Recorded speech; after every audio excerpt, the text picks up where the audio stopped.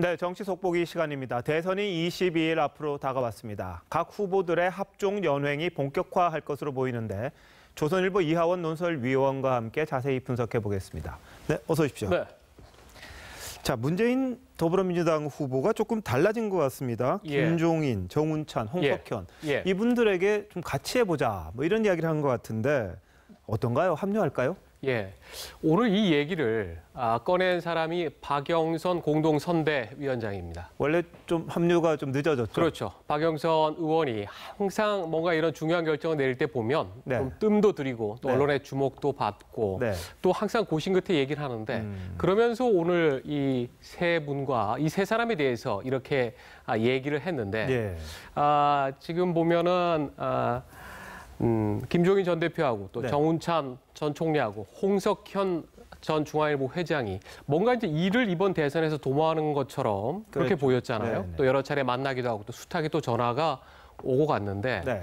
결정적으로 어제 박영선 의원이 바로 김 전 대표 집을 이제 찾아가서 예. 뭔가 이제 얘기를 하고 상당히 본인은 긍정적인 그런 발언을 들었다. 이렇게 좀 얘기를 했는데 네. 그런데 좀 하나하나 살펴볼 필요가 예. 있을 것 같습니다. 김종인 전 대표 같은 경우에 의원직을 사퇴하면서 네. 당을 떠난 게 또 그리고 대선 출마를 하고 한 게 지난달 8일입니다. 네. 지난달 8일에서 불과 지금 이제 40일 정도밖에 지나지 않았는데 예. 과연 김종인 전 대표가 또 대선에서 출마하겠다고까지 그렇게 포부를 밝혔는데 네. 다시 문재인 전 대표를 돕는다. 조금 빠른 것 같아요. 네. 그리고 문재인 당을 나올 때도 내가 민주당에 속았다라고 했는데 그건 사실 문재인 후보를 겨냥한 말이었거든요. 네. 그래서 이 문제가 어떻게 결론이 나느냐 이게 좀 중요하고요. 네. 정운찬 전 총리 같은 경우에는 최근에 대선 출마 안 하겠다고 발표를 했는데 그렇죠. 불출마 이분은 선언했습니다. 동반 성장에 대해서 굉장히 큰 관심을 갖고 있습니다. 네. 그리고 본인이 이런 말을 한 게 조선일보에 알려져서 화제가 되지 않았습니까?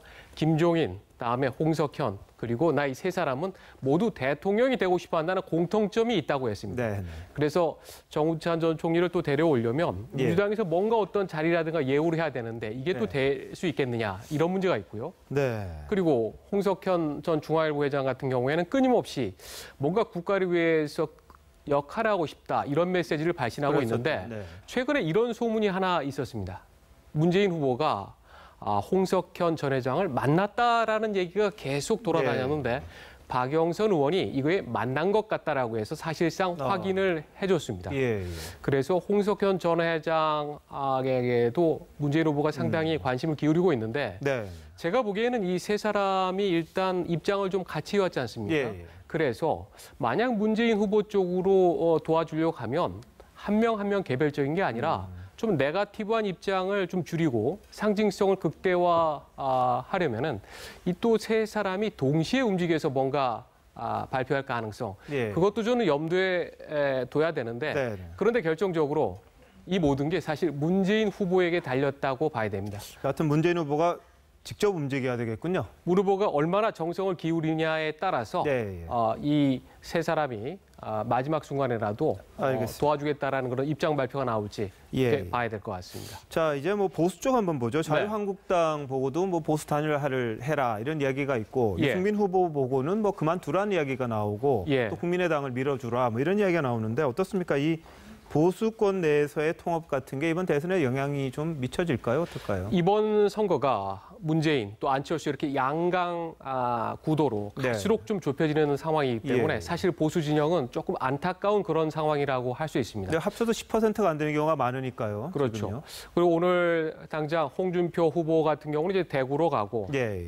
다음에 유승민 후보 같은 경우는 인천으로 가서 예. 각자 선거 운동을 펼쳤는데 지금 이제 보수 쪽에서는 아니 두 사람이 각자 선거 운동을 하고 지금 이럴 때냐 예. 뭔가 지금 방안을 찾아봐야 되지 않느냐라고 하는데 예.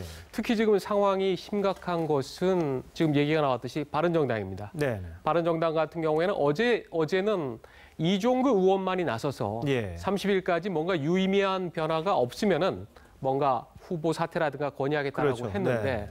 그런데 이종구 의원하고 같이 모임을 한 그 자리에 네. 한 뭐 거의 20명 가까이 모였다는 얘기도 있고 그럼 절반 이상 모였네요. 그럼요. 네. 그리고 당에서도 3%에서 안팎이면 예. 이거는 다시 생각해봐야 된다. 이런 분위기가 상당히 많이 있습니다. 그래서 유승민 후보가 앞으로 한 일주일 사이에 얼마나 좀 지지율을 끌어올리느냐가 큰 관건인데 네. 제가 생각하기에는 이번 주말이 예. 보수 진영 단일화의 고비가 될 겁니다. 네. 이전에는 야권에서 단일화가 안 되면은 원로들이 나서서 뭔가 원탁회의도 만들고서 하고 했는데 지금 보수 진영에서도 그런 움직임이 있다는 얘기가 나오고 네. 있는데 29일, 30일이죠. 예. 투표용지에 인쇄가 되기 전에 뭔가 단일화를 내려면 29일까지 돼야 되기 때문에 예. 이번 주말을 계기로 뭔가 보수 진영을 걱정하는 그런 원로들이 네. 상당히 크게 압박을 하고 네. 거기서 어떤 결과가 나오는지를 봐야지 예. 이번 선거 구도가 또 확실히 잡히지 않을까 그런 생각을 합니다. 알겠습니다. 위원 오늘 말씀 감사합니다. 네.